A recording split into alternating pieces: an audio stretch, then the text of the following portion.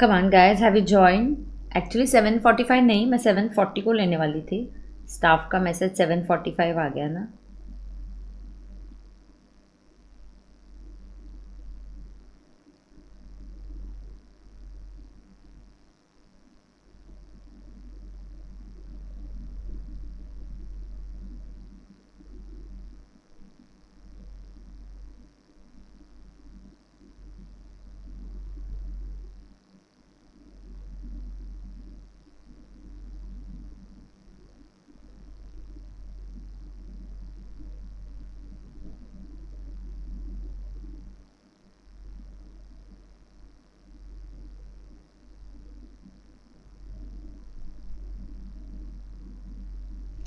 All right, have you joined in?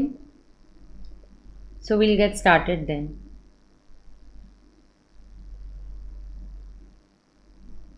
हाँ, मैं थोड़ी जल्दी ज्वाइन हुई हूँ।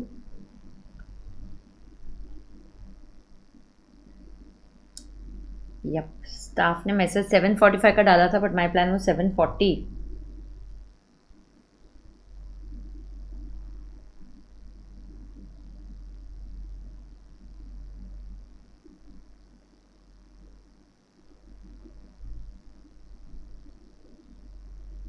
We'll have to wait.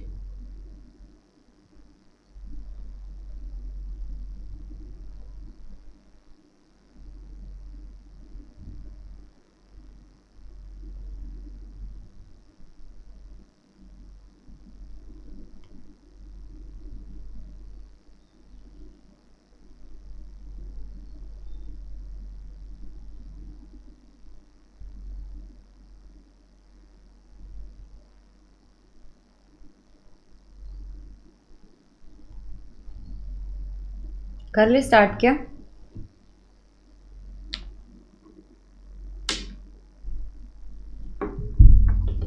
Awadh तो आ गया जल्दी।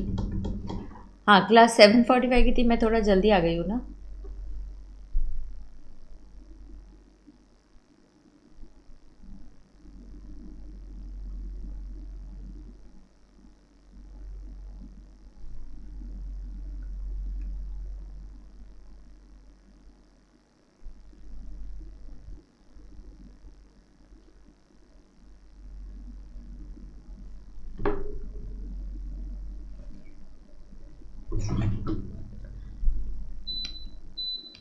अवध तू क्या कर रहा है? आर्टिकलशिप कौन से इसमें है तेरा? आ गए बच्चे।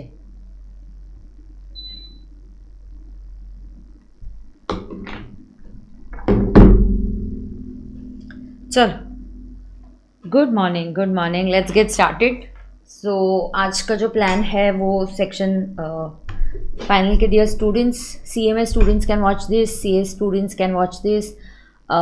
फाइनल के स्टूडेंट्स के लिए बहुत ही बढ़िया और कंसेप्चुअल क्लैरिटी के साथ ये पूरा रिवीजन लेक्चर है, जहाँ पे फटाक से सेक्शन 9-5 ख़त्म हो जाएगा और फिर हम ख़त्म करेंगे सेक्शन 10, दैट इज़ कॉम्पोजिशंस की।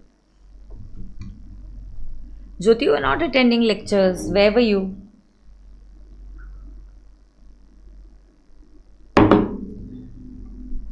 With November 26 exam. अच्छा अच्छा। सो जिसका November 26 से तूने बाकी के सब्जेक्ट्स तो अच्छे से फिनिश कर लेने चाहिए अभी, है ना? क्योंकि IDT थोड़ा लंबा चलेगा ना अपना। Completed, okay great.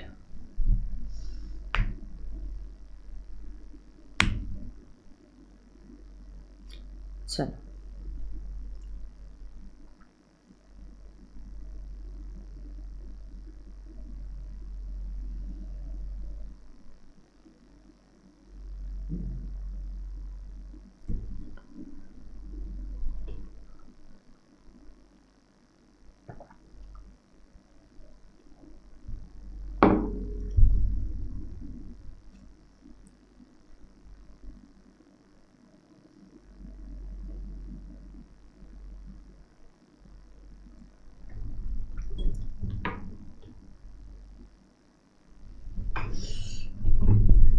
चलो लेट्स गेट स्टार्टेड देन। हो गया? ओह, यू नॉट वेल, ठीक है, कोई बात नहीं है। Good morning, so should we start?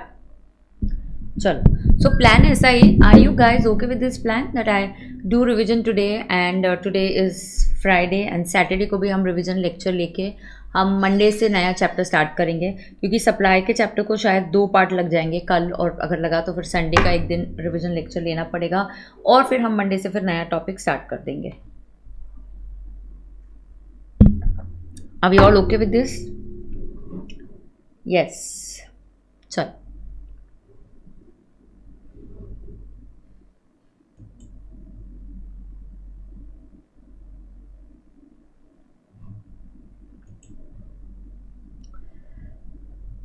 So very good morning to my CA CMA students, and here is a very good and a quick revision for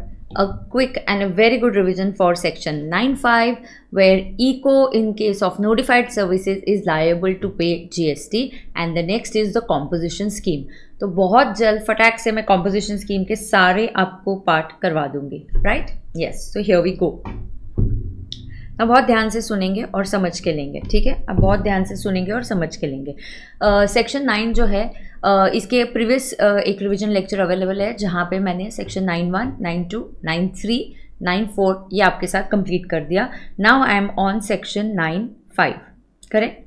Yes, we have started. I'm a little before time, but let's just get started. So here let us understand ये जो e-commerce operator है. Now who is a e-commerce operator? It is a common platform जहाँ पे buyers और sellers को एक साथ लाया जाता है. मैं मेरी ही वेबसाइट पे अगर मेरे प्रोडक्ट्स बेचूँ तो that is not a e-commerce operator, but I sell somebody else's and lots of buyers together and lots of sellers together come together like on Amazon, on Flipkart, that becomes an example of e-commerce operator. Nowadays e-commerce operator काफ़ी common हो गया है. So government ने सोचा कि ये जो e-commerce operator है उन्हीं को liable बना देते to pay the taxes. Now it started with first 3 notified services, फिर 4 हो गई, फिर 5. ऐसे करते करते अभी हमें लगभग 5 notified services are there which are specified under e commerce operator, जहाँ पे ECO is liable to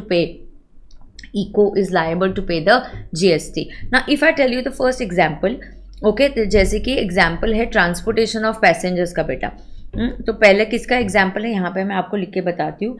so transportation of passengers. Now let's say in the e commerce operator what is happening first is, so in case of e-commerce operator there is a triangle, okay, there are 3 people, so there's a triangle. So let's say there is an taxi driver, और taxi driver है, taxi supplier जो taxi owner है, taxi driver है वो है, और यहाँ पे कस्टमर है. तो अब यहाँ पे ट्राइंगल किस तरीके है, the taxi driver is the actual supplier. So taxi driver जो है वो कौन है, वो एक्चुअल सप्लायर है, और ये जो है ये रेसिपिएंट है, ये कस्टमर है, and this person is the recipient. ना e commerce operator is the aggregator.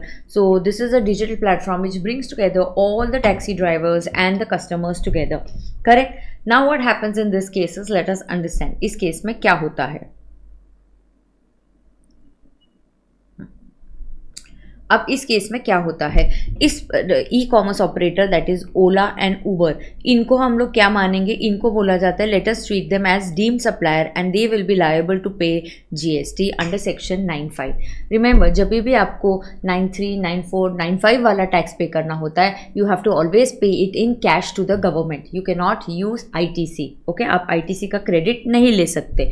So taxi driver is the actual supplier, whether he is registered और he is not registered, let him be registered, let him be unregistered in GST, we don't care. It is always the e-commerce operator who would be liable to pay GST. Now e-commerce operator के cases में सिर्फ notified services है बेटा. क्या है, सिर्फ बताना ज़रा मुझे. नोटिफाइड सर्विसेज है. एक सेकेंड ना, एक सेकेंड, तुम्हारे चैट्स हाँ दिख रहे हैं.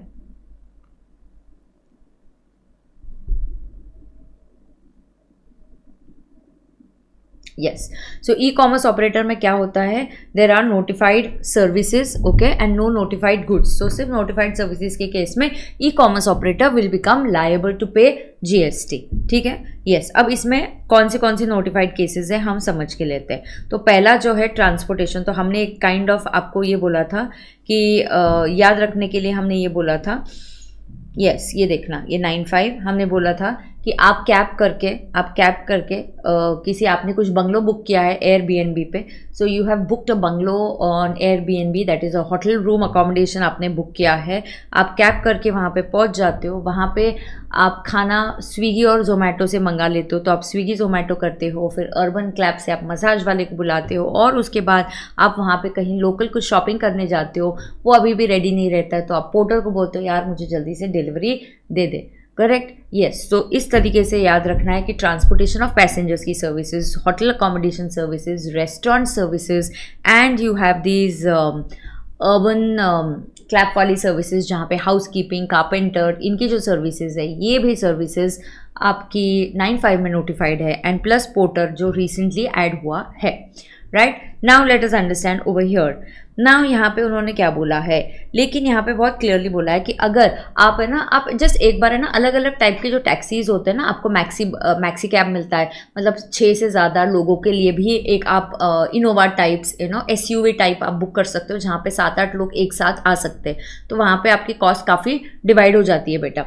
तो ये जो ओमनी बस की सर्विसेज है, अगर ओमनी बस की सर्विसेज, तो अगर आप ना Ola Uber, if you just want to, everybody must be having this app Ola and Uber, you can go on the app and just check what kind of vehicles you can book from there. So there is also an option of omnibus. तो ये omnibus service देने वाला अगर actual supplier company है, then this service doesn't get covered under section 9(5). Then it is the supplier only who is liable to pay the GST. So only in case of omnibus services, यहाँ पे देखो दिया हुआ है, only in case of omnibus services अगर supplier company है, then no 9(5). अगर 9(5) नहीं आएगा तो बेटा जी इको लायबल नहीं होगा, then who will be liable to pay the GST? Then it will be the actual supplier who will be liable to pay the GST. Is that clear to everybody? Yes.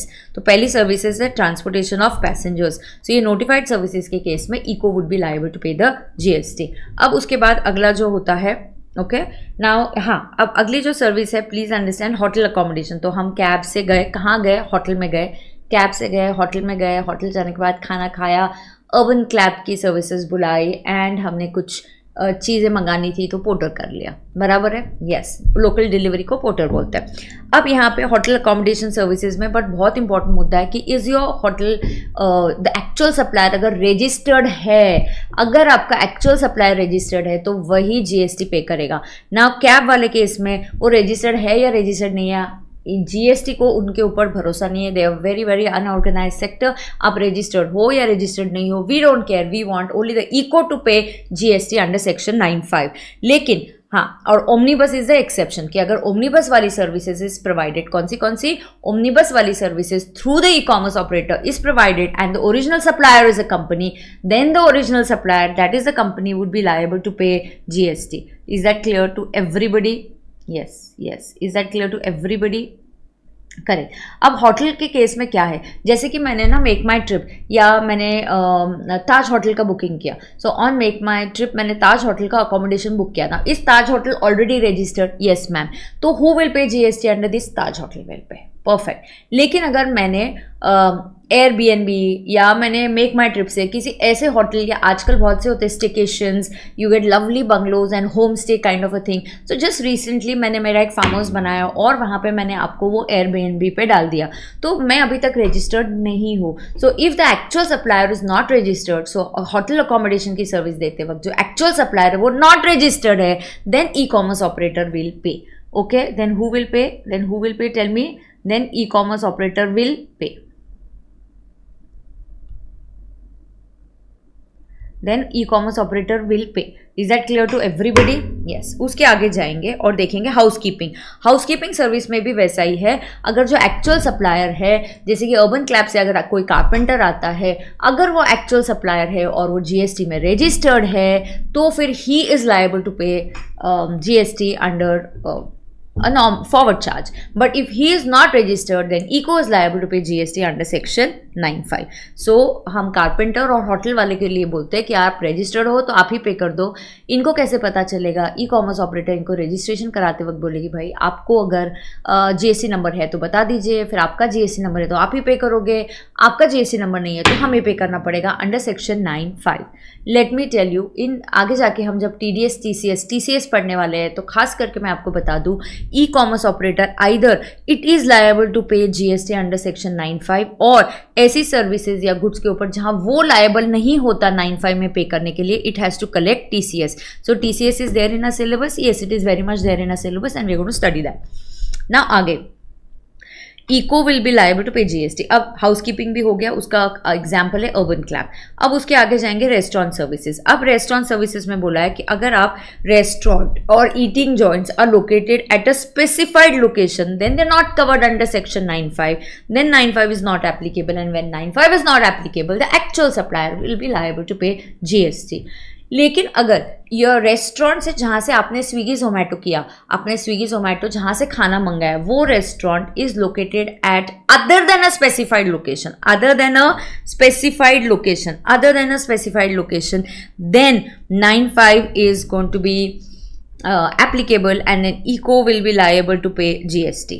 तो ये जो है यहाँ पे हमने समझ के लिया कि जिसका रेस्टोरेंट मतलब कौन सा रेस्टोरेंट कहाँ पे located, suppose I got food from McDonald's, that is going to get definitely covered in 95 क्योंकि वो स्पेसिफाइड प्रीमाइसेस पे लोकेटेड नहीं है।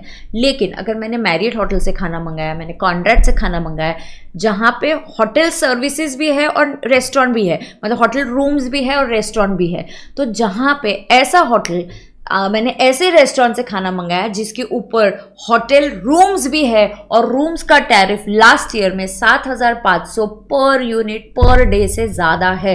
तो अगर मैरियट के एक दिन के रूम के चार्जेस, एक रूम का 15,000 का रूम चार्जेस है और अगर मैंने खाना मैरियट से मंगाया then it is at a specified location and if it located at a specified premises then it does not get covered under section 95। लेकिन मैकडोनल्ड्स से खाना मंगाया तो मैकडोनल्ड्स के यहाँ तो रूम सर्विसेज नहीं है, तो या तो किसी ऐसे लोकल ईटरी से वड़ा पाव वगैरह ऐसे कुछ बर्गर मैंने मंगाया, पिज़्ज़ा मंगाया या ऐसी जगह से मंगाया जो स्पेसिफाइड लोकेशन में नहीं है, प्रीमाइसेस में नहीं है, then this is getting covered under 95।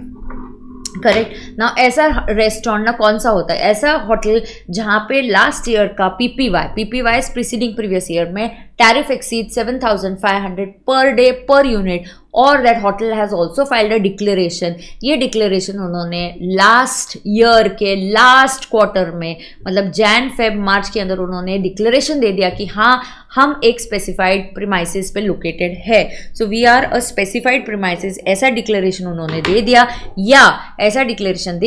या उन्होंने बोल दिया कि रजिस्ट्रेशन कर रहे हो, रजिस्ट्रेशन करते वक्त बोल दिया कि हाँ हम स्पेसिफाइड प्रीमाइसेस है। तो अगर आप ऐसे स्पेसिफाइड प्रीमाइसेस हो तो आप 95 में कवर नहीं होते। लेकिन अगर the restaurant is located at other than specified premises then you get covered under 95। Moment you get covered under 95, e commerce operator would be liable to pay GST, then e-commerce operator would be liable to pay GST. Correct है? Yes, absolutely correct. Now let us understand अगला service जो है वो है porter वाली services. ना porter वाली services में क्या है? तो एक लोकल बंदा है पोर्टर, पीकेडी ने पोर्टर को मंगाया, मैं क्लास चली गई, मैं टिफ़िन मेरा कैरी करना भूल गई, तो मैं बोलती हूँ यार मेरा जो टिफ़िन जो है घर पे रेडी है, अब कैसे आएगा? तो मैं फटाक से पोर्टर बुक कर देती हूँ and when I book a porter the porter goes to my house, picks up the tiffin and comes and delivers it to me. This is the local delivery person. ये जो porter की services हमें provide की गई है, थोड़ा सा I don't know why have they decided it like this कि दे आर सेइंग अगर सप्लायर रजिस्टर्ड या अनरजिस्टर्ड है। मेरे हिसाब से उन्होंने उस पोर्टर पे भी भरोसा नहीं करना चाहिए था, बट ठीक है, अभी उन्होंने लॉ बनाते वक्त बोल दिया कि अगर वो पोर्टर ऑलरेडी रजिस्टर्ड है तो he will be liable to pay GST. लेकिन अगर वो पोर्टर ऑलरेडी रजिस्टर्ड नहीं है तो it will get covered under 95 and ECO will be liable to pay the GST. I really doubt कि ऐसा कौन सा पोर्टर डिलीवरी गाय होगा कि जो जीएसटी में रजिस्टर्ड होगा। सो एक्चुअली इसको कैब जैसा ही उन्होंने करना चाहिए था, बट ठीक है, नेवरदलेस दे सेड अगर पोर्टर रजिस्टर्ड है तो वो जीएसटी पे करेगा और पोर्टर रजिस्टर्ड नहीं है तो ई कॉमर्स ऑपरेटर विल पे द जीएसटी। करेक्ट है क्या? करेक्ट है क्या? ओके ना। इको के केस में we also have a little bit of theory that okay कि इको के केस में कैसे होता है, हु विल पे the tax? Eco is going to pay the tax. Okay, eco will pay the tax. तो इको जो होता है उसको टैक्स पे करना है। अब इको को जब टैक्स पे करना है, अगर इको का यहाँ पे फिजिकल ऑफिस है, so if you have a physical presence in India, that means if you have a office here, आपका यहाँ पे फिजिकल प्रेजेंस है, तो आपकी जो ऑफिस है that is liable to pay GST. अगर आपका यहाँ पे फिजिकल प्रेजेंस नहीं है, so suppose you have no physical presence, okay, so you don't have any physical presence, मतलब you don't have an office here in India. So in India if there is no physical presence, then there must be a representative. आपका एक जो representative होगा, a person who represents the ECO. So representative of eco जो होगा, जो यहाँ पे आपका बिजनेस डील कर रहा है, जो टैक्सी वालों से डील कर रहा है, पोर्टर वाले गाय से डील कर रहा है, आपका वो जो रिप्रेजेंटेटिव होगा, he will be liable to pay GST. And let us tell you that if you don't even have such a representative, then you better, then suppose there is no representative, no office, then there is no representative, then you better appoint a person in India who will be liable to pay the tax. तो खास करके आप person appoint ही कर दीजिए हमारी tax compliances करने के लिए. So appoint a person who will do the tax compliance, who will do the tax compliances. Is that clear to everybody? So appoint a person who will do the tax compliances. तो इस तरीके से ई commerce operator की ये 5 notified services है which are covered under section 9(5). क्या इसमें किसी को कोई प्रॉब्लम है क्या? So are you guys having any problem over here? बता दीजिए. नहीं? No queries? Yes. So that is about the e commerce operator. And Porter वाली सर्विसेज भी ऐड हो गई है, वो भी मैंने आपको बता दी है. Oh my god. Now let's come to the composition scheme. Now composition scheme is really super duper easy. मैं फटाक से आपको सारे composition scheme के बारे में सब बता देती हूँ. एंड ATO का जो एग्जाम्पल है वो तो बहुत ही बढ़िया है, जो उसको बहुत अच्छे से हमें समझना है और उससे रिलेटेड बार बार जो सवाल आता है वो भी हमें करना है. ठीक है, क्वेश्चंस हमने किए थे ना वो टाइप्स के, मैं आपको दिखा दूंगी. पहले अब कॉम्पोजिशन स्कीम के बारे में मैं यहाँ पे एक एक करके लिखती जाती हूँ. हमारे ये ऑफकोर्स मैंने होमवर्क के लिए दिया था, ये ऑलरेडी टीचर्स कॉपी में बना हुआ है, बट मैं फटाक से आपको बता देती हूँ. ठीक है, हाँ. तो यहाँ पे मेरे पास लिखा हुआ है ही, तो मैं वहाँ से पहले बता देती हूँ, तो ध्यान से सुनिएगा. देखो बेटा, ना कॉम्पोजिशन स्कीम, इसके 2 सेक्शंस है. एक है 10(1), 10(2). Okay, let's just focus and understand the composition scheme. It's absolutely a very very simple scheme and let's just understand it. So we have 2 composition schemes. We have one scheme which is called as 10(1), 10(2) which is available for goods. इसको original या old composition scheme बोलते हैं, because ये originally सबसे पहले 10(1), 10(2) ही introduce की गई थी. So this is the composition scheme. There is another composition scheme जो सर्विसेज के लिए लाई गई, ये 2019 में लाई गई थी. जब जीएसटी आया था in 2017, we had only one scheme and that was मोटा मोटी फॉर गुड्स ओनली. उसमें एक ही सर्विस कवर थी and that was the restaurant service. So services के लिए बाद में उन्होंने 10(2)A में जब 2019 में ये वाली जो स्कीम है ये इंट्रोड्यूस करी थी. अब 10(1), 10(2) की स्कीम किसके लिए है? तो it is applicable for goods. अभी गुड्स के लिए आप गुड्स के ट्रेडर हो सकते हो बेटा जी, आप गुड्स के मैन्युफैक्चरर भी हो सकते हो. So I am a manufacturer of the goods, I am the trader of the goods. Okay, I am the manufacturer of the goods and I am the trader of the goods. बराबर है? या मेरी restaurant की services है, और मेरी कौन सी सर्विसेज है? रेस्टोरेंट की सर्विसेज है. Then I get covered under 10(1), 10(2). Believe me, when this scheme was introduce it was highly impossible for any person to get into this scheme. बहुत ही मुश्किल हो रहा था किसी भी बंदे को इस स्कीम में जाने के लिए. Now why was it getting difficult for any person to get into this scheme? Oh my God, it was difficult because इतने सारे कंडीशंस थे जो फेवरेबल नहीं थे. ठीक है, अब क्या क्या थे मैं आपको बताती हूँ. Ma'am first, who can get into this? So a person who is a manufacturer of goods, a trader of goods and a restaurant service can go into this scheme. बरोबर है का? यस. उसके बाद पीपीवाई में आपका ATO does not exceed 1.5 CR. PPY is preceding previous year. So in the last year आपका जो ATO है, एटीओ शब्द aggregate turnover does not exceed 1.5 CR. Now in case of 8 special category states, do you all know we have 11 special category states? Yes, but for composition scheme there will be only 8 special category states. ऐसा क्यों ma'am? 11 states, जो 11 special category states है उसमें से 3 states minus करने हैं, जेके, HP, Assam. सो जेके, HP, Assam को minus करना है, तो जो बचे हुए 8 स्टेट्स है उनके लिए the ATO criteria will be 75 lakhs in the last year. That means for JK, HP and Assam, the criteria will be 1.5 CR and 8 special category states के लिए the criteria will be 75 lakhs and ये जो 3 special category states है जेके, HP, Assam, उनके लिए भी original normal state जैसा 1.5 CR का ही क्राइटेरिया आएगा। अब टैक्स कितना पे करना है? Now a very good scheme if you have multiple kinds of products. आप अगर B2C कर रहे हो तो जनरली लोग इस स्कीम को ऑप्ट करते हैं।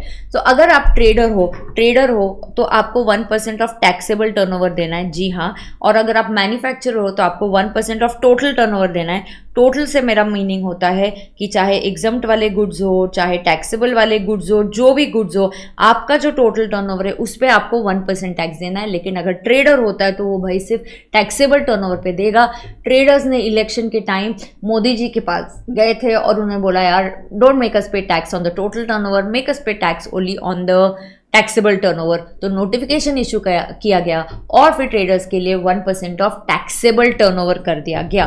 मैन्युफैक्चरर्स ने नहीं मांगा तो उनको नहीं मिला ये ऑप्शन।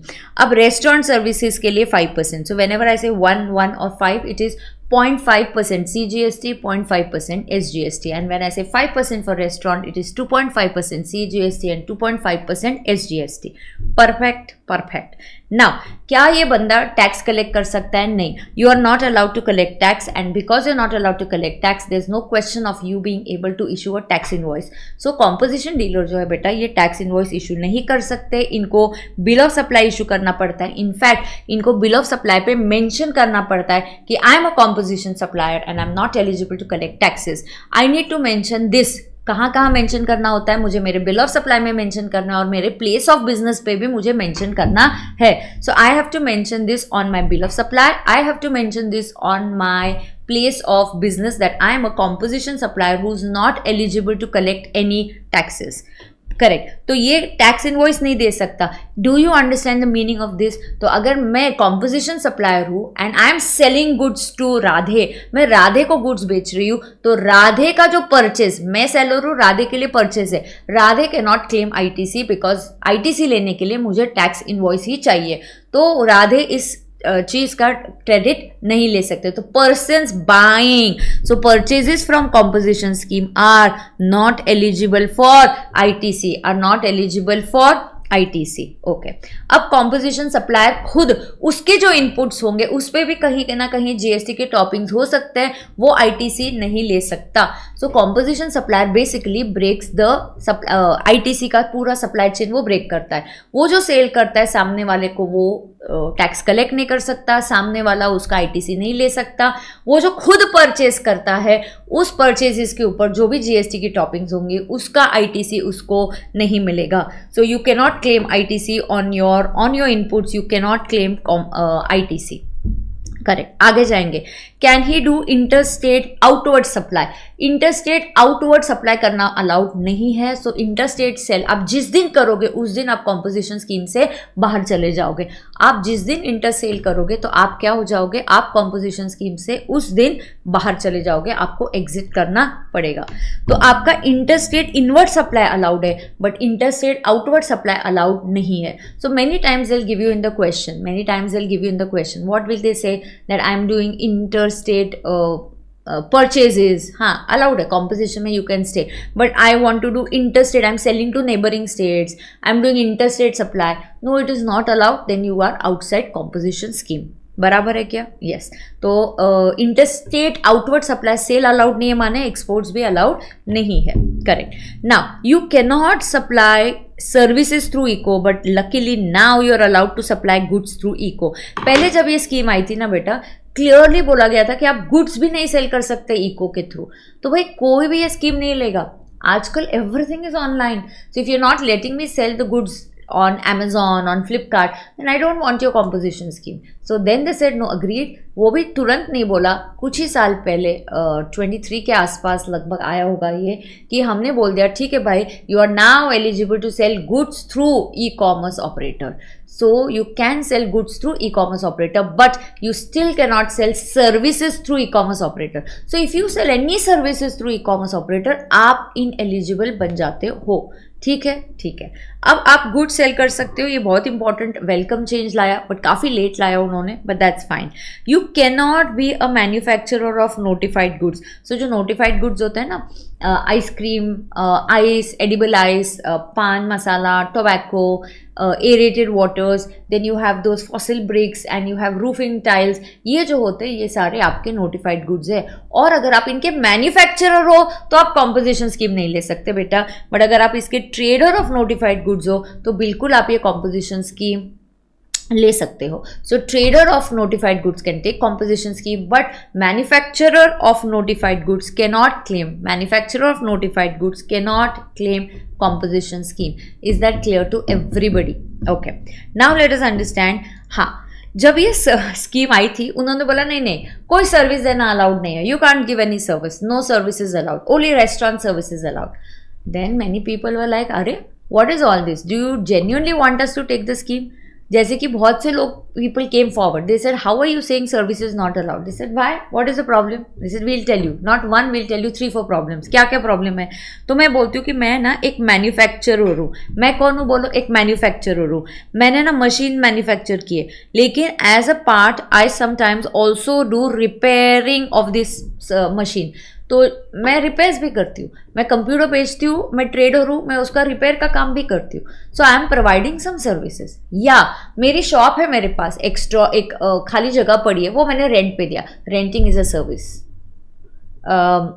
रिपेयर करना ये भी एक सर्विस है। तो यार you are restricting us. Then government realise हाँ यार हमारी ड्राफ्टिंग में एरर हो गया, चलो चलो जो चेंज करते हैं। नोटिफिकेशन आया और बोला कि नहीं अभी चेंज कर देते हैं, आप मार्जिनल सर्विसेज दे सकते हो। तो आप गुड्स के साथ, गुड्स के ट्रेडर हो, मैन्युफैक्चर के ट्रेडर हो, सॉरी गुड्स के ट्रेडर हो, मैन्युफैक्चरर ऑफ गुड्स हो, या आप रेस्टोरेंट की सर्विस दे रहे हो, तीनों केसेस में आपको मार्जिनल सर्विस देना अलाउड है।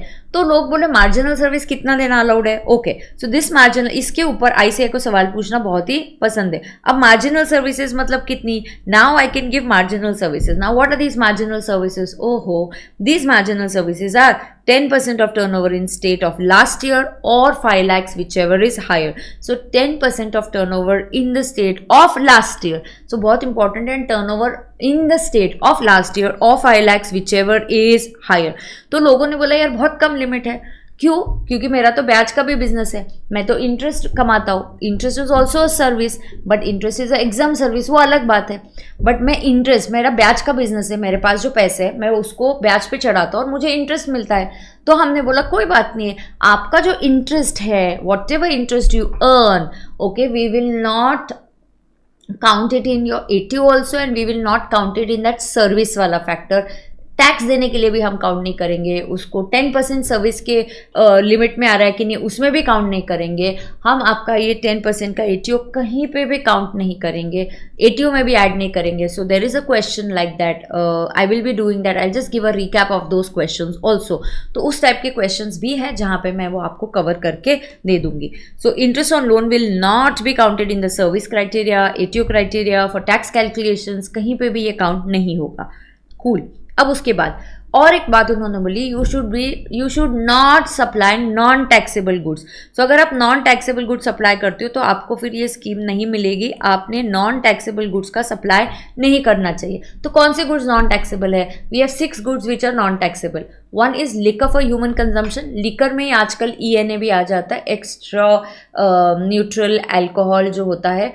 सो ये जो एक्स्ट्रा न्यूट्रल एल्कोहल है, denatured extra undenatured extra neutral alcohol which is used for production of alcohol, इसके ऊपर भी GST नहीं आएगा। तो लिकर हो गया और 5 पेट्रोलियम प्रोडक्ट्स आ गए। तो अगर आप इन 6 में से कुछ भी सप्लाई करते हो तो आपको कॉम्पोजिशन स्कीम नहीं मिलेगी, then you are not eligible for composition scheme. दूसरी बात, अगर आपके ब्रांचेज है, अब मेरे ब्रांचेस है पूना में, मुंबई में, तो apply composition uniformly across the PAN. So आपका जो पैन है, सो व्यक्ति एक ही है, सो मोटा भाई हैज़ 1 पैन। तो यू ऑल नो कि जब एक पैन होता है इनकम टैक्स में, एक ही रिटर्न जाने वाला है। तो उसके अगर मल्टीपल ब्रांचेस है तो कॉम्पोजिशन स्कीम सब जगह हो सकता है, या सब जगह से तुम इनएलिजिबल हो सकते हैं। You can not opt for composition scheme, you can not opt for composition scheme at one branch and not have it at the other branch. You must apply composition scheme uniformly across pan, across India. So across your pan आपका composition scheme है तो है, नहीं है तो नहीं है, ठीक है। उसके बाद last year ATO does not exceed 1.5 CR, great, then this year I can opt for composition scheme. But this year you can be in composition scheme only up to a turnover of 1.5 CR. Correct.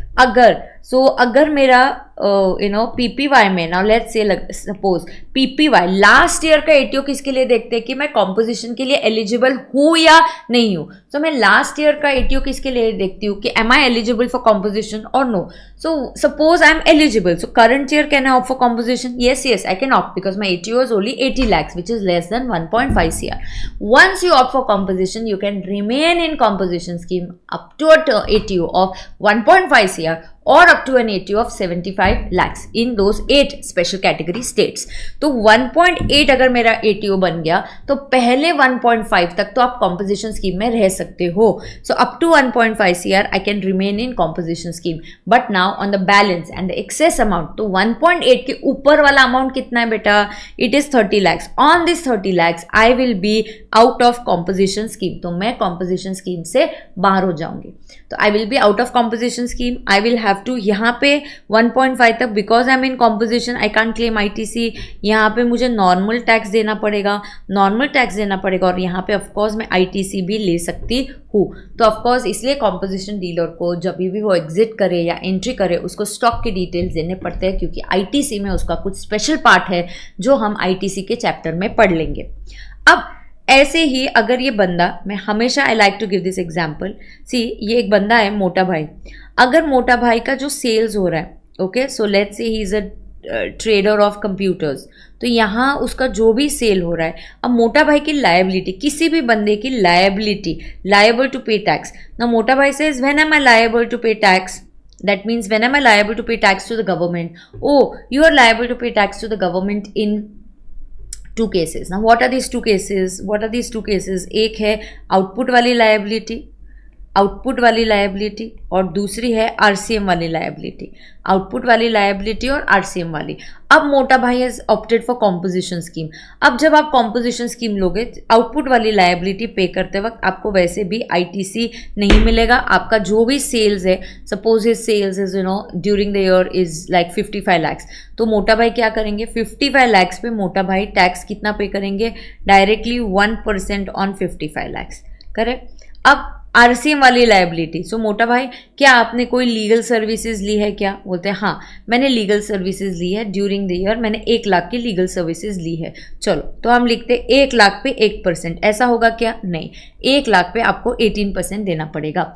सो भले ही आप composition supplier हो तो आपको RCM वाली liability को discharge करने के लिए नॉर्मल रेट ऑफ टैक्स ही लेना पड़ेगा. कौन सा टैक्स लेना पड़ेगा? नॉर्मल रेट ऑफ टैक्स ही लेना पड़ेगा. Right. So the composition rate is applicable only on your sale, on your outward supply. So composition rate is a rate applicable only for your outward supply. RCM वाले जो taxes है वो आपको discharge करने पड़ेंगे at normal rates only. Correct है क्या? Yes. तो ये भी लायबिलिटी आपको कैश में देनी पड़ेगी, ये भी लायबिलिटी आपको कैश में देनी पड़ेगी. Composition supplier cannot claim ITC. He cannot claim ITC. Is that clear to everybody? Yes. Now there must be some points here. Let us just understand. So अगर मैं exclusive goods दे रही हूँ तो can I be in composition? Yes. I'm giving goods plus S. Can I be in composition scheme? Yes. आप जो services दोगे वो marginal services होनी चाहिए. Okay, agreed. अब मैं restaurant services में हूँ. Can I give other services? Yes. Restaurant can also provide other services. But my services should be within 10%. Now if the restaurant wants to sell goods, can they sell goods? The answer is yes. हाँ, but of course जो भी आपका ये सब मिला के turnover है up to 1.5 CR होगा, तब तक आप कॉम्पोजिशन में रहोगे. बियॉन्ड 1.5 CR आप कॉम्पोजिशन के बाहर चले जाओगे. Is that clear to everybody? Now just like that we also came up with a scheme for services. और services में हमने क्या बोला? अब ध्यान से सुन के लेंगे. सर्विसेज पे हमने क्या बोला?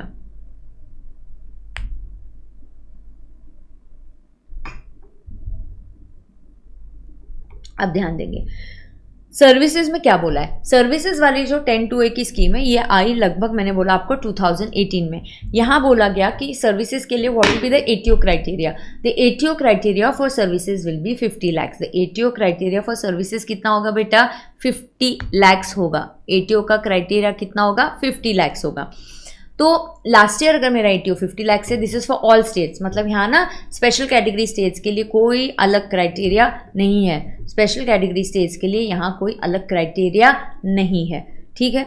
अब देखेंगे 80 इज अप टू 50 lakhs, तो in the current year I can remain in composition scheme up to 50 lakhs, so in the current year I can remain in composition scheme up to how much 50 lakhs, तो current year में बिल्कुल मैं composition scheme ले सकती हूँ and that will be up to 50, yes I can take the composition scheme in the current year up to 50 lakhs। Again अगर मेरा turnover 50 के ऊपर चला गया करंट ईयर में तो मुझे कॉम्पोजिशन स्कीम से एग्जिट करना पड़ेगा। Up to 50 lakhs you will pay tax at the composition rate. उसके ऊपर जैसे कि यहाँ एग्जाम्पल है, assume the turnover of the current year is 80 lakhs, तो up to 50 lakhs I will continue to be in composition scheme and there will be no ITC। Above 50 lakhs that is on 30 lakhs normal rate लगेगा और ITC भी मिलेगा और आपको ITC भी मिलेगा। Okay और not okay?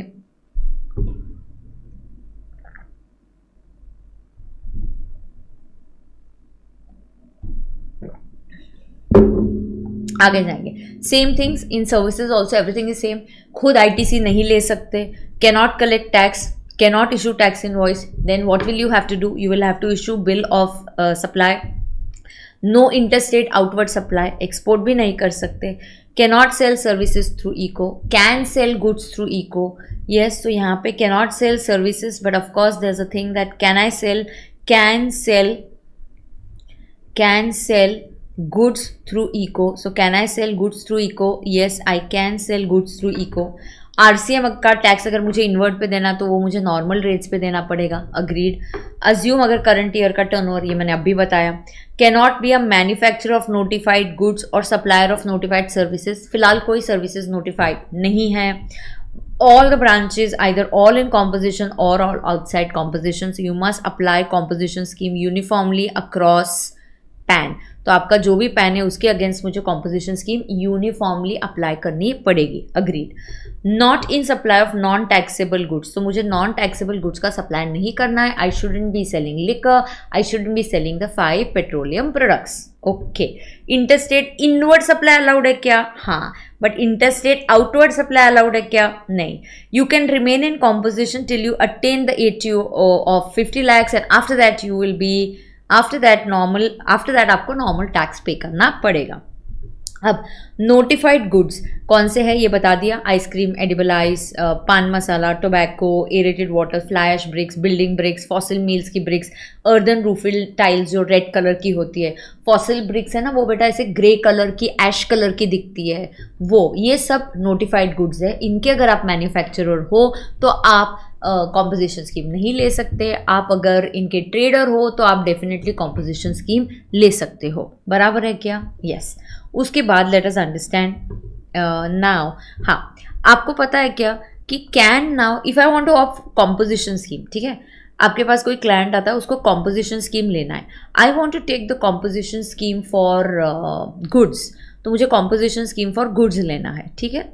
Yes, so you tell me interstate मत करना, एक्सपोर्ट मत करना, इंटरस्टेट सेल मत करना, एक्सपोर्ट मत करना, तो जो जो रेस्ट्रिक्शन है आपके जो इनपुट्स है उस पर ITC नहीं आएगा।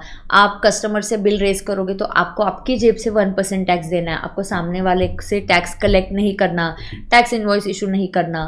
देन मैं बोलती हूँ वो अमेजोन पे सेल कर सकती हूँ क्या? हाँ हाँ, you can sell your goods through eco.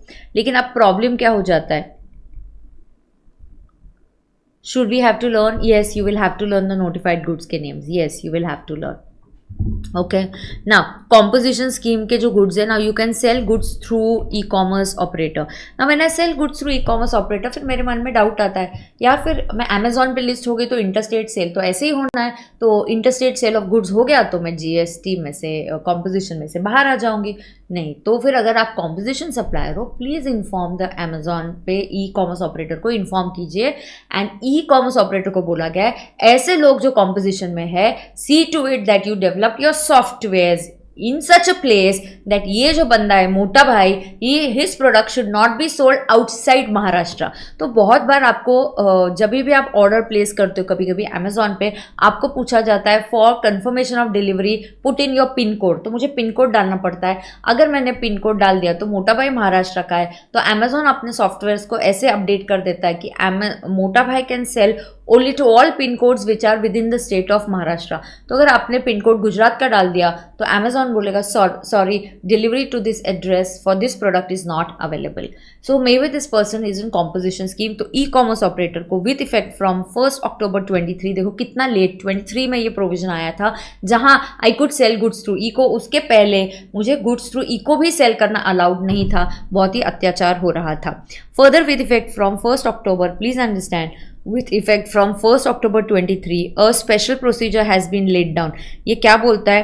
yes, कि आपको जो है ई commerce operator should not allow, it should not allow interstate supply of goods.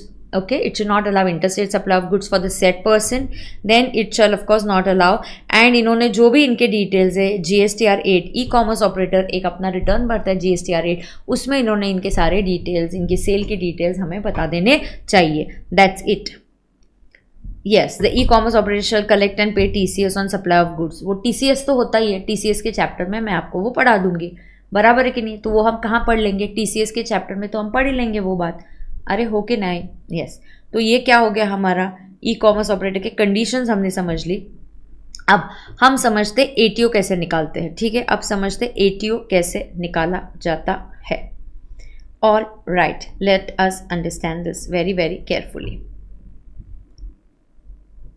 Now, first I'll explain you the ATO from the chart and then I'll come to some part. Yep. Now over here. तो फिर से आपको समझ में आ गया क्या? मैं फिर से आपको बता दूँ 10-1 10-2 क्या था बेटा? 10-1 10-2 क्या था? 10-1 10-2 इज द ओल्ड स्कीम, वो गुड्स वाली स्कीम है। गुड्स वाली स्कीम में मार्जिनल सर्विसेज अलाउड है। सिर्फ रेस्टोरेंट के लिए थोड़ा सोचो, रेस्टोरेंट बोलेगा मैं तो सर्विस दे रहा हूँ, cool. Can I give other services? Yes. Can I sell goods? Yes, no problem. Goods के सेलिंग पे रेस्ट्रिक्शन नहीं है। But if you want to remain in composition then you must be up to an ATO of 1.5 CR। Is that clear to everybody? Yes. Is that clear to everybody? Yes. अब हम बात करेंगे कि ATO calculation की।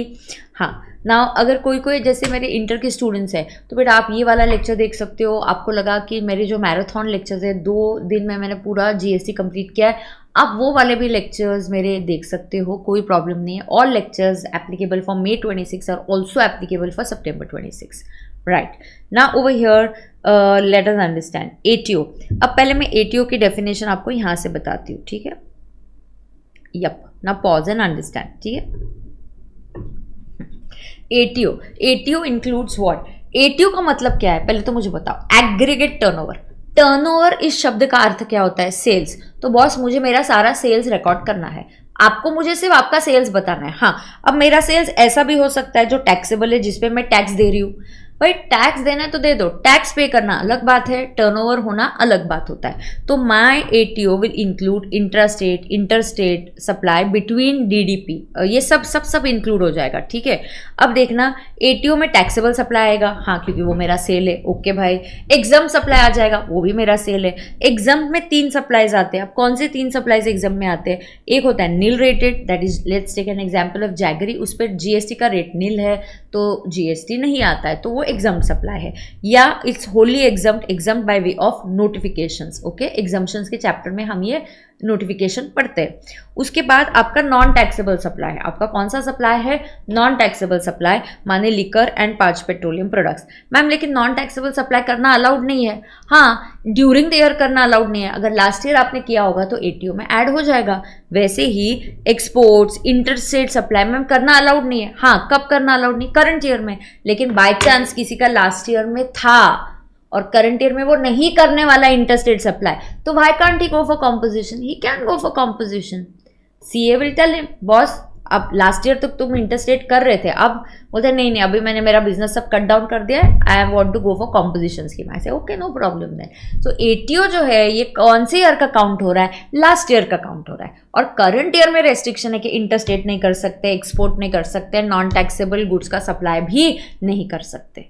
बराबर है। Yes तो यहाँ पे एक्सपोर्ट्स का टर्नओवर भी ऐड होगा, क्योंकि एक्सपोर्ट भी मेरा सेल ही है। सेल इंडिया के बाहर करो, सेल इंडिया के अंदर करो, ऐसा सेल करो जिस पे टैक्स देना पड़ रहा है क्योंकि टैक्सेबल है, ऐसा सेल करो जिस पे टैक्स नहीं देना पड़ रहा है क्योंकि एग्जम्प्ट है, ऐसा सेल भी ऐड करो जिस पे टैक्स नहीं देना पड़ रहा क्योंकि मैं नहीं टैक्स पे कर रहा, मेरा रेसिपिएंट टैक्स पे कर रहा है, बिकॉज वो सेल आरसीए में कवर हो रहा है, वो सर्विस वो गुड्स आरसीए में कवर हो रहे हैं, लेकिन फिर भी है तो मेरा सेल ही ना बेटा, है तो मेरा सेल ही ना, तो मुझे तो ऐड करना ही चाहिए। एटीओ का मतलब है sale. Okay so taxable sale, exempt supply, export, interstate. Interstate में डीडीपी के बीच का सप्लाई भी आ सकता है, खैर इंट्रा में भी डीडीपी के बीच का सप्लाई आ सकता है। तो डीडीपी वाला सप्लाई जीएसटी के लिए सेल है कि नहीं? Stock transfer between DDP, is it supply? Yes, then shouldn't I add it? Yes, you will have to add it. So will I have to add it? Of course I will have to add it. मुझे ये बिल्कुल add करना पड़ेगा, मुझे बिल्कुल add करना पड़ेगा। सो this is a supply, ये मुझे बिल्कुल ऐड करना पड़ेगा। Correct, absolutely right. सो ये इंटरस्टेट सप्लाई है, ये एक्सपोर्ट है, ये सब ऐड करना पड़ेगा। नाउ यहाँ पे प्लीज अंडरस्टैंड, मुझे जीएसटी के टैक्सेस एक्सक्लूड किए जाएंगे एटीओ काउंट करते वक्त, बाकी के टैक्सेस होंगे तो ऐड करने पड़ेंगे। अच्छा, कभी कभी मुझे मेरे, आपको पता है किसी भी बंदे की लायबिलिटी, कितनी बार मैं ये बताती हूँ, मोटा भाई की लायबिलिटी किस पे आती है? एक आउटपुट वाली लायबिलिटी, और यहाँ उसकी अगर उसने लीगल सर्विसेज ली होंगी तो मेरी टैक्स लायबिलिटी आउटपुट पे भी आ रही है और लीगल सर्विसेज पे आ रही है। We are not talking about मुझे टैक्स किस पे देना है, वी आर टॉकिंग अबाउट मेरा सेल्स क्या है। तो my sales is only this, legal services is my purchase, ये पीएनएल के डेबिट साइड में, ये मेरा इनवर्ड है, तो इस इनवर्ड पे हम जीएसटी पे कर लेंगे, आरसीएम वाली लायबिलिटी। बट इस इनवर्ड को मैं सेल में कैसे ऐड करूंगी? भाई क्या हम कॉमर्स के स्टूडेंट्स है? Should purchases be are sales? So no, the answer is no, purchases is never added in the ATO. So ATO PAN basis पे होता है, तो अगर मेरी मल्टीपल ब्रांचेस है, मतलब गुजरात में एक ब्रांच है, पूना में एक ब्रांच है, अलग अलग स्टेट्स में ब्रांचेस है, सबका टोटल सेल्स मुझे लेना है और वो मेरा एटीओ बन जाएगा। While calculating ATO, interest on loan और एडवांसेस को काउंट नहीं करना है एटीओ ऐड करते वक्त। नाउ फॉर एग्जांपल, अगर मेरे last year, okay, my last year का टर्नओवर इज 1.3 CR एंड मेरा इंटरेस्ट इज 30 lakhs, तो अगर आप इसको ऐड करोगे तो आपका एटीओ 1.6 CR बन जाएगा। तो 1.6 CR आपका एटीओ बन गया, तो आप करंट ईयर में कॉम्पोजिशन के लिए एलिजिबल नहीं हो। हाँ, बट ऐसा नहीं करना है, एटीओ काउंट करते वक्त बेटा इस इंटरेस्ट को ऐड नहीं करना है, तो आपका एटीओ होगा 1.3 CR। तो will I become eligible for composition scheme in the current year? Yes. While counting my ATO, मुझे interest on loans and advances को काउंट नहीं करना है। एफडी इंटरेस्ट, जो भी इंटरेस्ट आपको मिला, कोई भी इंटरेस्ट आपको एटीओ में काउंट नहीं करना है। बराबर है क्या? यस। दूसरा, outward supply on which taxes payable by recipient will be added in ATO. Outward supply म्हणजे सेल, हाँ, उस पर मैं टैक्स पे कर रही हूँ क्या? नहीं, मैं लॉयर हूँ, लेकिन उस पर कौन टैक्स पे कर रहा है? मोटा भाई। क्यों? Because it is covered under RCM. तो लेकिन है तो मेरा सेल ना, तो क्या मैंने उसको मेरे एटीओ में ऐड करना चाहिए? हाँ, एटीओ मतलब सेल। Correct, yes. तो ये बात आ गई आपकी। अब एटीओ काउंट कैसे करते हैं? सपोज गुजरात का टर्नओवर, ओके, गुजरात का जो मेरा टर्नओवर है वो है 80 lakhs। लेट्स से गोवा का मेरा जो टर्नओवर है वो है 60 lakhs। ओके, नाउ लेट्स से दिल्ली का मेरा जो टर्नओवर है वो है 20 lakhs। तो अब मेरा एटीओ कितना हो गया? अब मेरा एटीओ हो गया 1.6 CR। Then next year no composition for all the branches, एक बार फॉर ऑल ब्रांचेस। हाँ, अब ये ब्रांचेस नहीं बोल सकते मैं इंडिविजुअली तो मैं 1.5 के अंदर हूँ, नहीं, एटीओ काउंट करते वक्त हम सारी ब्रांचेस का लेते हैं और एप्लीकेबिलिटी भी सारी ब्रांचेस को एक साथ मिलेगी या नहीं मिलेगी। Is that clear to everybody? Clear है क्या सबको? क्लियर है क्या? Okay. Now there is one favourite adjustment, एक जो फोटोग्राफर वाला केस है, हम समझ के लेते हैं एटीओ की मीनिंग के लिए, वो बहुत ही इंपॉर्टेंट है और विल अंडरस्टैंड दिस एग्जाम्पल। ये एक मॉडल वाला एग्जाम्पल है, सब लेवल्स पे ये अवेलेबल है। एक मिनट मैं आपको दिखाती हूँ।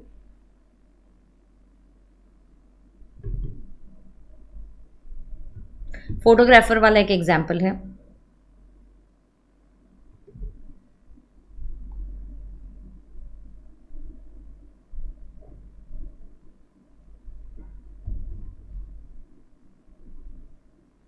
Here we go.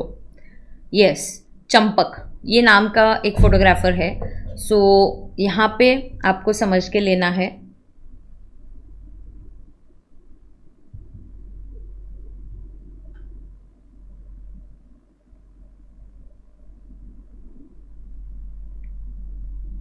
बेटा जब भी हम टैक्सेबल टर्नओवर बोलते हैं ना, we see turnover in state, हम कौन सा टर्नओवर देखते हैं? टर्नओवर इन स्टेट देखते हैं, ठीक है। तो ये चंपक वाला सवाल जो है मैं आपको रिकैप करा के देती हूँ, so that it's a very important example. ना ओवर हियर लेट अस से फर्स्ट ऑफ ऑल एटीओ जब हम काउंट करते हैं, ठीक है ना, लेट अस से एटीओ जब हम काउंट करते हैं तो पूरा टर्नओवर लेते हैं, मतलब 1 अप्रैल से लेके यहाँ तक हम पूरा टर्नओवर लेंगे, 1 अप्रैल से लेके 31 मार्च तक। ओके, सो लेट्स से कि अगर मेरा एटीओ रजिस्ट्रेशन यहाँ पे मेरा 20 lakhs हो गया, और उसके बाद सर्विसेज के लिए threshold limit is 20 lakhs। So 20 lakhs मैंने क्रॉस कर दिया, 20 के बाद मैंने और 90 lakhs का टर्नओवर कर दिया। अब मेरा एटीओ जो है कम्स टू 110 lakhs। मेरा एटीओ कितना आता है? 110 lakhs। ATO counts everything, entire turnover, even from 1 April से जो टर्नओवर है, मतलब बिफोर थ्रेशोल्ड वाला भी turnover, before registration, after registration. क्यों? At 20 lakhs I will register my self. So ATO will count before वाला टर्नओवर एंड आफ्टर वाला turnover. Turnover तो टर्नओवर है, एटीओ में पूरा टर्नओवर आता है। तो एटीओ में before threshold, after threshold, before registration, after registration, whatever is your turnover from 1 April to 31 March, it will be added. But when I say turnover in state and I have to pay tax on turnover in state. Turnover in state counts turnover only after registration. It counts turnover in state only after registration. मतलब मुझे tax obviously registration के बाद ही देना पड़ेगा। तो my turnover in state will be only 90 lakhs. My turnover in state will only be 90 lakhs. फिर से बोलती हूँ, ATO will count the entire turnover. Clearly ये डेफिनेशन एटीओ की और टर्नओवर इन स्टेट की बोलता है। टर्नओवर इन स्टेट में क्लियरली बोला गया है कि it will exclude the turnover up to the threshold limit, up to registration. Okay, and quite logical, because turnover in state पे मुझे टैक्स देना होता है, and why will I give tax on threshold के पहले वाले टर्नओवर पे? तो टैक्स नहीं लगता बेटा। तो ये वाला जो एग्जाम्पल है सुन के लेना, ये बहुत इंपॉर्टेंट एग्जाम्पल है। चंपक, ओके, हम किसके एग्जाम्पल की बात कर रहे हैं? चंपक की। अब चंपक ने ही कमेंस द बिजनेस। ना ये जो प्रॉब्लम है ना, ऐसे इस टाइप का क्वेश्चन है ना, हमेशा आप ऑब्जर्व करना, इसने नया बिजनेस स्टार्ट करना है, तभी तो ये डिफरेंस आएगा। क्योंकि अगले साल क्या होगा, नेक्स्ट ईयर क्या होगा, आई एम रजिस्टर्ड। अगले साल तो मेरा टर्नओवर दोनों तरफ सेम रहने वाला है, ठीक है। सुन के लो, सुन के लो, सुन के लो, यहाँ पे क्या होने वाला है। सो बेसिकली ये जो इशू है ये फर्स्ट टाइम ही आता है। ओके, देखो एटीओ में क्या काउंट होता है? पूरा टर्नओवर काउंट होगा, और टर्नओवर इन स्टेट में टर्नओवर ओनली आफ्टर रजिस्ट्रेशन। मतलब मुझे टैक्स कब देना है? रजिस्ट्रेशन के बाद देना है। टैक्स कब देना है मुझे? रजिस्ट्रेशन के बाद देना है। तो आप ध्यान से सुनना, पहले अप्रैल में मैंने ये टर्नओवर स्टार्ट किया बेटा। पहले मैंने अप्रैल में मैंने लास्ट एफवाई मेरा टर्नओवर 0 है। क्यों? क्योंकि मैंने नया बिजनेस स्टार्ट किया है, ठीक है, मैंने नया बिजनेस स्टार्ट किया है। तो मेरा लास्ट ईयर में टर्नओवर 0 है। फिर मैं जून तक मैंने +20 कर लिया। अब 20 lakhs जून पे मैं आ गई, तो इस पॉइंट पे मैं खुद को रजिस्टर करूंगी। सो 20 lakhs तक मैं रजिस्टर्ड नहीं थी, तो मुझे टैक्स देने की ज़रूरत नहीं है। ओके, अब अगला जो क्वार्टर है, जुलाई से लेके सितंबर तक, I did more 30 lakhs। I did more 30 lakhs। सो मैंने 30 lakhs किया। जब मैं यहाँ पे रजिस्टर करूंगी, I will say I want to go for composition scheme. Obviously that's better. Why I want to go for composition scheme? Because my last FY का turnover is 0. Because my last FY का turnover is 0. तो इस बार जो 30 lakhs आएगा, इस बार जो क्या आएगा, 30 lakhs आएगा, ये जो 30 lakhs आएगा, इसके ऊपर आप composition rate for services के लिए 10(2) में composition rate कितना है? 6% है। 3% CGST, 3% SGST. I will pay it under composition scheme. But at this point, look at my ATO ना, मैं ATO will start from here. मैंने अब तक का मेरा टर्नओवर कितना है? बॉस 50 lakhs आ गए। तो अब इस पॉइंट पे I have to go out of composition. तो आई विल नाउ 50 लैक्स पे आ गई, तो अब 50 लैक्स के ऊपर वाले जो टर्न ओवर है उसमें मैं कॉम्पोजिशन के बाहर आ जाऊंगी। एग्जैक्टली अब मैं अगला टर्न ओवर यहाँ पे कितना कर रही हूँ, +20। तो इस +20 लैक्स पे मुझे नॉर्मल जीएसटी लगेगा एंड दैट इज 18%। मुझे नॉर्मल जीएसटी लगेगा एंड दैट इज 18%। अंडरस्टूड? मैं फिर से आपको बताती हूँ। ओके ना, understand. ATO and taxable turnover, मतलब मुझे टैक्स किस पे देना होता है? Tell me one thing, will I ever have to pay tax on this? No, I don't have to pay tax on this. Therefore जो मेरा टैक्सेबल टर्नओवर होता है वो मैं रजिस्ट्रेशन के बाद का ही काउंट करूंगी। ठीक है, यस। तो my ATO here, okay, so what is happening, my ATO here is going to be how much? My ATO here is going to be from 0, my ATO is पूरा 20 + 30 + 20, correct? 20 + 30 + 20 पूरा ATO है। हाँ, लेकिन turnover in state पे मुझे tax देना है, तो वो कहाँ से काउंट होगा? रजिस्ट्रेशन के बाद। सो लेट्स से स्टूडेंट्स, अगर मेरा रजिस्ट्रेशन तक 20 और रजिस्ट्रेशन के बाद 90 लैक्स है, अब मेरा एटीओ कितना है? एटीओ 110 है एंड टर्नओवर इन स्टेट कितना है? 90 लैक्स। अब अगले साल मैं रजिस्टर्ड हूँ, here I am registered eight here this point only.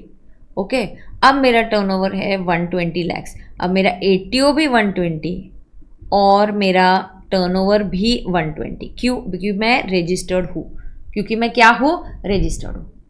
समझ में आ रहा है क्या आपको? समझ में आ रहा है कि नहीं आ रहा है?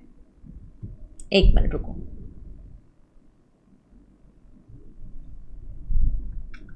Yes, anybody having any doubt?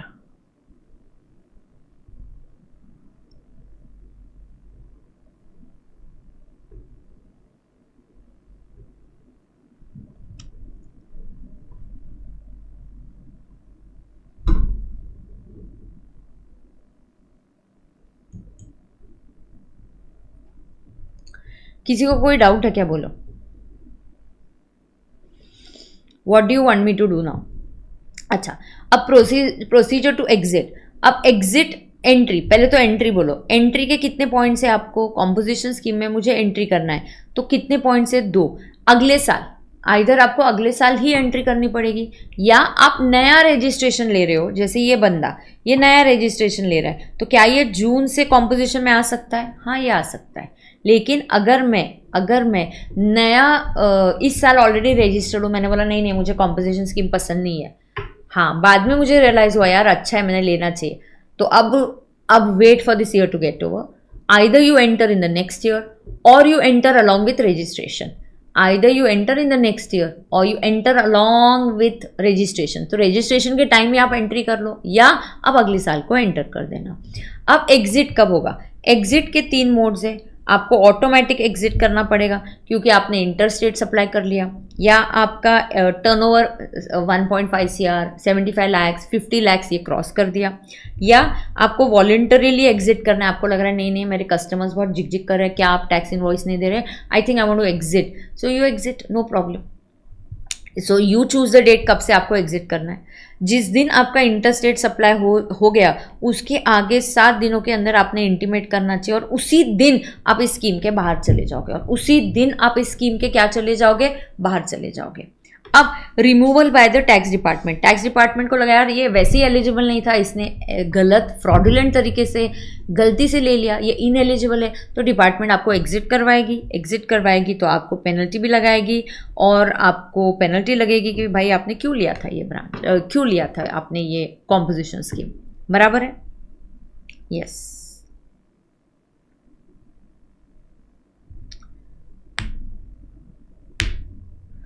ये भी बता दिया।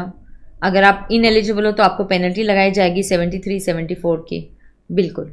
तो अभी आपको मैंने सब कुछ कॉम्पोजिशन स्कीम का कवर करवा दिया क्या बेटा? कितना समय हुआ है?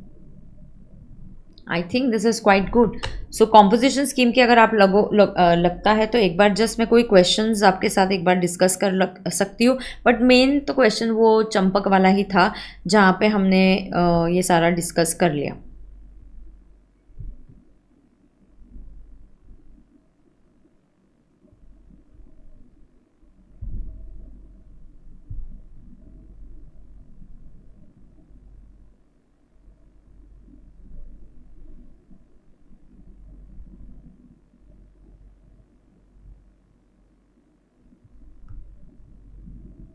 एक मॉडल वाला शुभ लक्ष्मी वाला क्वेश्चन है, मैंने एलडीआर करके मार्क किया था, वो एक बार जस्ट रिकैप करा देती हूँ।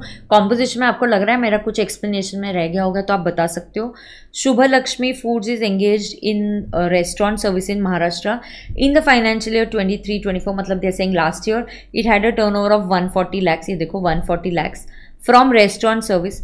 Further it earn bank interest of 20 lakhs, तो ये 20 lakhs को ऐड नहीं करना है, तो उसका एटीओ लास्ट ईयर 140 lakhs ही लेना है, इंटरेस्ट को ऐड नहीं करते। कूल। उसके बाद you are required to advise Shubh Lakshmi whether she can opt for composition under 10-1, 10-2। यस, उसकी रेस्टोरेंट सर्विसेज है तो बिल्कुल वो 10-1, 10-2 में आ सकती है। क्या आ सकती है? बिकॉज एटीओ 160 नहीं है, एटीओ 140 lakhs है। लास्ट ईयर एटीओ काउंट करते वक्त इंटरेस्ट को ऐड नहीं करते। फर्दर अज्यूमिंग, अब इन द करंट फाइनेंशियल ईयर उसने रेस्टोरेंट की सर्विसेज से 130 lakhs कमाया, very good. 10 lakhs from supply of farm labor. Can she do other services? Yes, she can provide 10% marginal services of turnover in the state in the last year. तो let's say turnover last year 140 lakhs ही दिया, कुछ नहीं दिया है, तो 14 lakhs तक marginal service दे सकती है। 14 lakhs तक क्या दे सकती है बेटा? marginal service दे सकती है। So she can give marginal services up to 14 lakhs, बराबर है। तो 14 lakhs तक मार्जिनल सर्विसेज दे सकती है, तो वो 10 lakhs फार्म लेबर दे रही है, तो 130 सही है, 10 lakhs का फार्म लेबर भी सही है। And she also earned 30 lakhs as interest, but ये 30 lakhs इंटरेस्ट को भी काउंट नहीं करना है। अब उसको 140 lakhs पे टैक्स देना पड़ेगा एट 6%, करेक्ट। सो टैक्स पे करने के लिए भी वो 10% हम काउंट नहीं करेंगे। वो टैक्स पे करने के लिए भी कहीं पे भी कुछ भी कैलकुलेशन में वो जो इंटरेस्ट है वो काउंट नहीं होगा। तो ये देखो वो 14 lakhs तक सर्विसेज दे सकती है, और सॉरी मैंने 6% गलती से बोल दिया, 6% सर्विसेज 10-2 का है, 5%, ओके यस। तो 5% उसको देना पड़ेगा। 10-1, 10-2 में रेस्टोरेंट के लिए 5 है, 10-2 में सर्विसेज के लिए 6 है, करेक्ट, परफेक्ट। सो 5% आपको 140 पे देना पड़ेगा। Bank interest will not be considered while computing turnover in state. So turnover in state पे आपको टैक्स देना पड़ता है। टर्नओवर इन स्टेट में बैंक इंटरेस्ट काउंट नहीं होगा। इनफैक्ट टर्नओवर इन स्टेट में बोला गया है थ्रेशोल्ड के पहले वाला टर्नओवर भी काउंट नहीं करेंगे। Perfect, yes. Is anybody having any doubt? चला सांगा मला काही डाऊट आहे का? नहीं। So I think we have done a very good and a quick revision of composition as well as e commerce operator. So यहाँ से अच्छा अपना रिविजन बहुत अच्छे से कंप्लीट हो गया है। अब आप मुझे बताइए कि सप्लाई का रिविजन कल लेना है क्या? बहुत बड़ा चैप्टर है। Let me just think. So if you want कि रिविजन कंप्लीट करके ही फिर नया टॉपिक स्टार्ट करें तो वी कैन डू दैट, ठीक है? जस्ट बता दीजिए मुझे। सो ऐसे ही आप रिविजन कीजिए please. It's a request that अगर आप फाइनल के स्टूडेंट्स हो, it's a new batch for me, it's a first batch for me, and if you are enjoying these lectures, do put in the comment section that how was this revision, was it effective for you guys? Do comment and let me know. Do share these lectures with others so it can benefit all the students. Though it's my first batch, let me just tell you, I've been teaching for last 24 years. I qualified as a CA in Jan 2002, and since then I'm teaching this subject, taxation, right? Yes. All right, so thank you so much. हम लोग कल मिलते हैं। मैं आपको Telegram पे कल का शेड्यूल बता देती हूँ, ठीक है? यस, चलो then see you, tata, bye bye.